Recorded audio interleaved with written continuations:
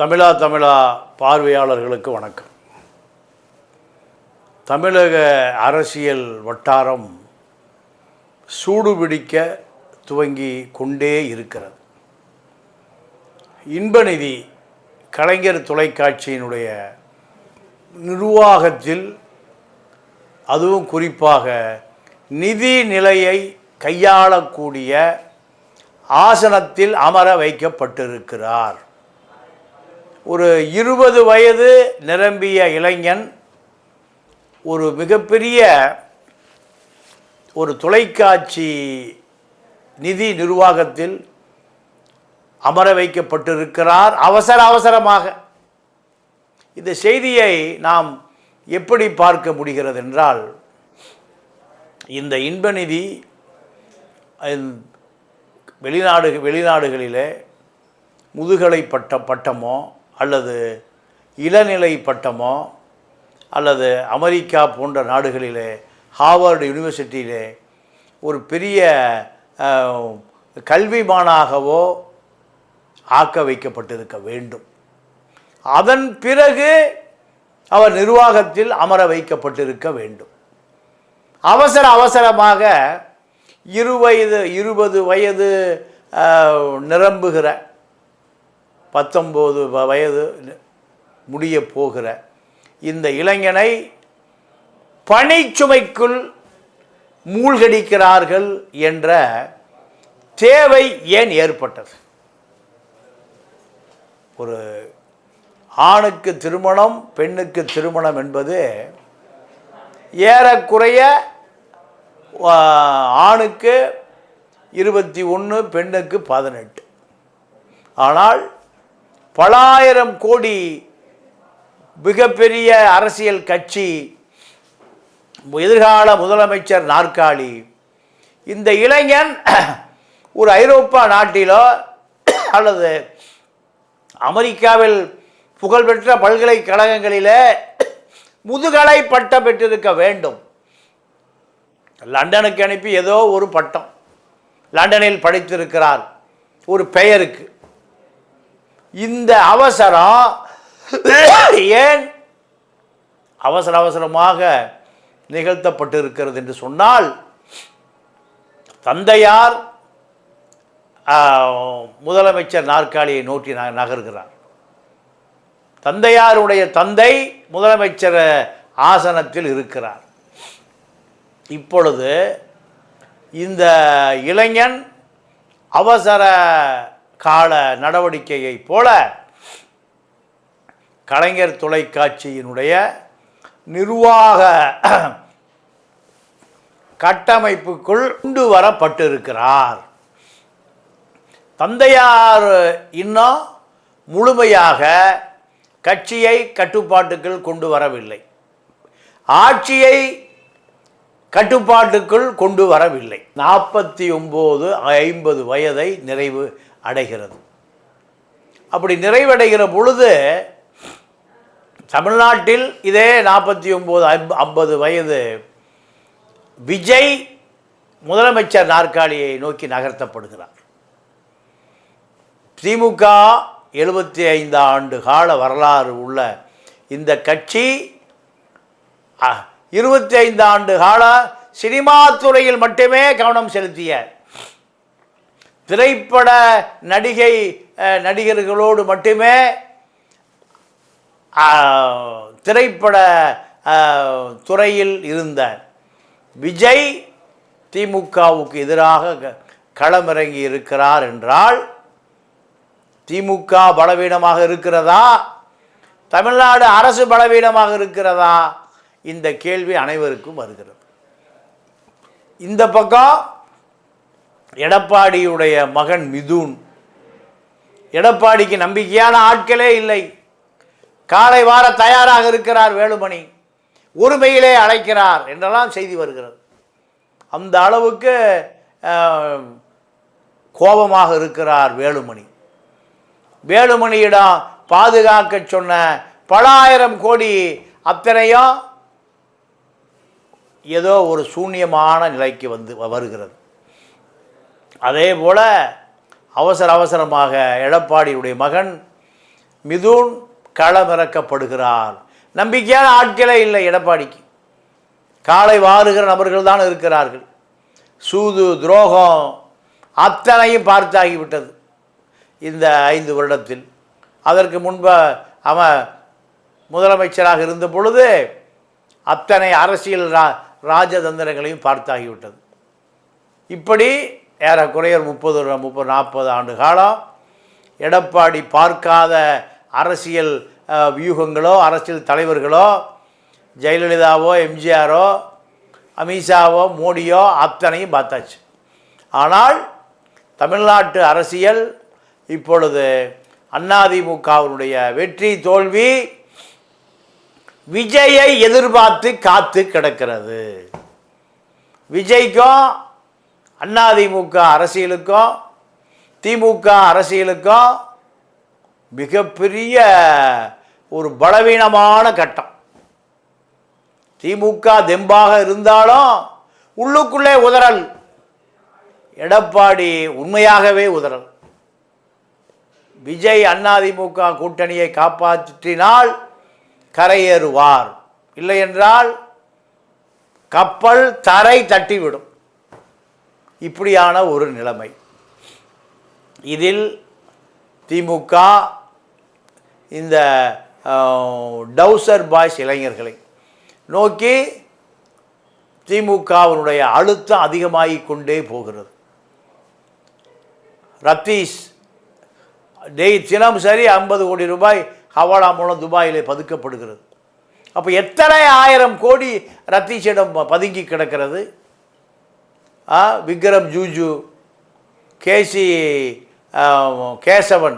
மாட் கேசவன், ஆகாஷ் பாஸ்கர், இப்படி பல பேர் தங்களுடைய வளமான வாழ்க்கையை வசதியாக்குவதற்காக மட்டுமே உழைக்கிறார்கள். திமுகவுடைய எதிர்காலம் பற்றி அவர்களுக்கு கவலை இல்லை. திமுக என்ன ஆனாலும் அது பற்றி கவலை இல்லை. அதிகாரத்தில் இருந்தால் அதிகாரத்தை சுவைத்துக் கொள்ளலாம். அதிகாரம் இழந்து விட்டால் அமித்ஷாவிடம் சரண்டர் ஆகலாம். இதுதான் அவர்களுடைய கொள்கை. இந்த டவுசர் பாய்ஸ் இதை இயற்கையாகவே புரிந்து கொள்ள முடியாத இந்த டவுசர் பாய்ஸ் தலைவன் உதயநிதி, கருணாநிதியினுடைய ஒவ்வொரு செங்கல்லும் இந்த உயரத்துக்கு வருவதற்கு இந்த திமுக வீட்டை கட்டுவதற்கு கைப்பற்றுவதற்கு கருணாநிதி பட்ட பாடு, கருணாநிதி செந்திய வியர்வை எல்லாம் யார் அறுவடை செய்கிறார்கள்? இந்த டவுசர் பாய்ஸ். திமுகவை சேர்ந்த அடிப்படை தொண்டை வளமாக இருக்கிறானா? இல்லை. இந்த பல ஆயிரம் கோடி பல லட்சம் கோடி திமுக தொண்டனுக்கு பாய்ந்திருக்கிறதா? இல்லை. கீழே வெறுப்பாக இருக்கான் திமுக தொண்டை. அவனுக்கு தெரிந்ததெல்லாம் கருப்பும் சிவப்பு. இந்த கருப்பும் சிவப்பும்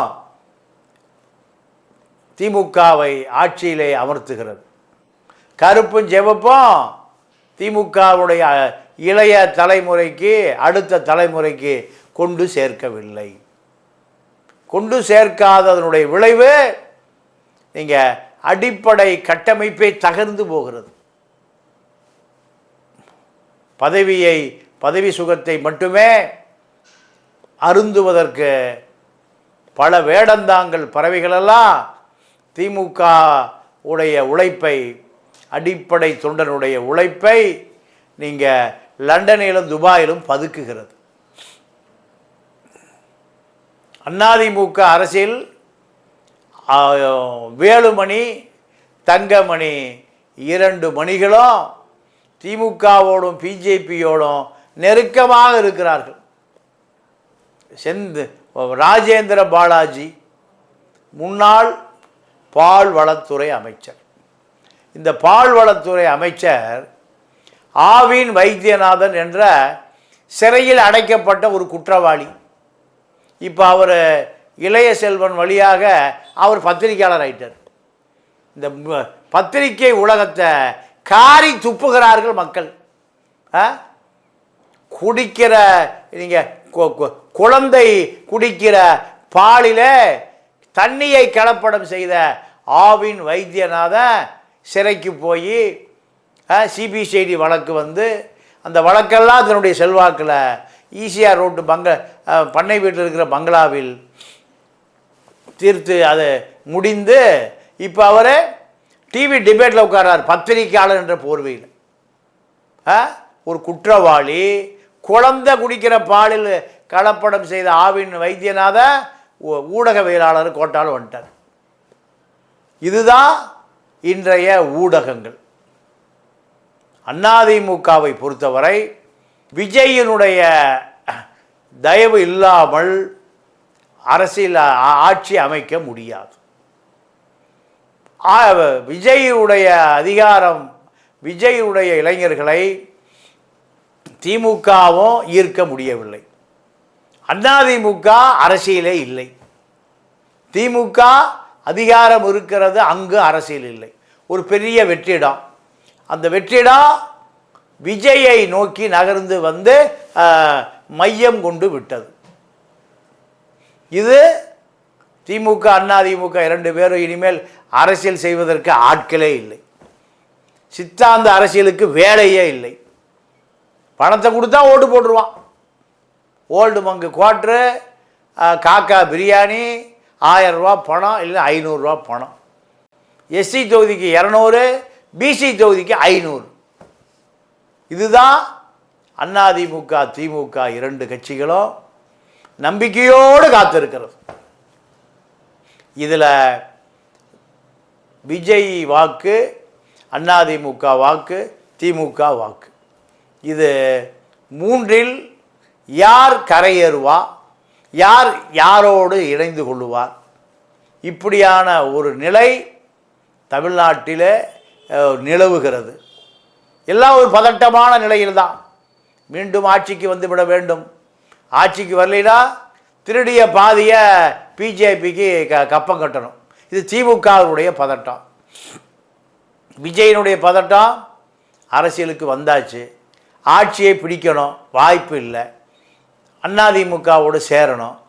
அதிமுகவோடு பிஜேபியோடு சேர்ந்து எப்படியும் திமுக அதிமுக இரண்டு கட்சிகளிடம் மூன்றாவது கட்சியாக தன்னை காண்பித்து கொள்ள வேண்டும். அதுதான் இப்போ விஜய் ரசிகர் மன்றத்தினுடைய தலையாய நோக்கம். இது விஜய் கட்சியினருக்கு, விஜய் உடைய நிர்வாகிகளுடைய வருத்தம்.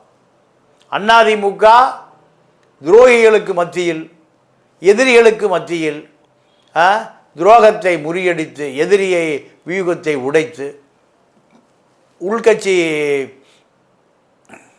துரோகம், இப்படி பல விஷயங்களை கடந்து எப்படியாவது பிஜேபியுடைய தயவில் நாற்காலியில் அமர்ந்து விட வேண்டும். முஸ்லீம் வாக்காளர்கள் 14% வாக்கை நம்பி எடப்பாடி பிஜேபி கூட்டணியை உடைத்து கொண்டு வெளியே வந்தார். உடைத்து கொண்டு வெளியே வந்த பொழுது அத்தனை அதிமுக முன்னாள் இந்நாள் சட்டமன்ற நாடாளுமன்ற நிர்வாகி அமைச்சர் எல்லாம் எடப்பாடிக்கு பின்னால் தோளோடு தோள் நின்றிருந்தால் பிஜேபி எதிர்த்திருப்பார். ஆனால் அத்தனை துரோகிகளும் பிஜேபியினுடைய அடி வருடிலாக மாறிப்போய்விட்டார். யாரைத்தான் நம்புவதோ பேதை நெஞ்சம். இந்த நிலைமைக்கு எடப்பாடி வந்த பிறகு அமித்ஷாவிடம் சரண்டராவதை தவிர வேறு வழி இல்லை. இந்த அமித்ஷாவிடம் அடிமைப்படுகிற நிலையை உருவாக்கியவர்களே தன்னோடு இருந்தவர்கள் தான், தன்னால் வளர்ந்தவர்கள் தான், தன்னால் காப்பாற்றப்பட்டவர்கள், தன்னோடு இருக்கிறார்கள். இவர்கள் தான் இந்த தங்கமணி வேலுமணி. இப்படி பல விஷயங்களை எடப்பாடி சிந்தித்து சிந்தித்து அவர் தூக்கம் களைத்து நிற்கிறார். முதலமைச்சரை விட முதலமைச்சருடைய மனைவி துர்கா அம்மாள் அதிகாரத்தை எப்படியாவது தக்க வைக்க வேண்டும், மீண்டும் தன்னுடைய மகனை முதலமைச்சர் நாற்காலியில் அமர வைக்க வேண்டும். கருணாநிதி காலத்தில் இருந்து வந்த அதிகாரம் நம்முடைய காலத்தில் நம்ம கையை விட்டு போயிடக்கூடாது. இப்படி அந்த அம்மாவுக்கு கவலை. இப்படி தமிழ்நாட்டு மக்களை பற்றி யாரும் கவலைப்படுவதில்லை. இப்படியாக தமிழக அரசியல் சுழன்று கொண்டிருக்கிறது. இதனுடைய முடிவை 26 தேர்தல் தான் தீர்மானிக்கும். பொறுத்திருந்து பார்ப்போம். மீண்டும் சந்திப்போம். நன்றி, வணக்கம்.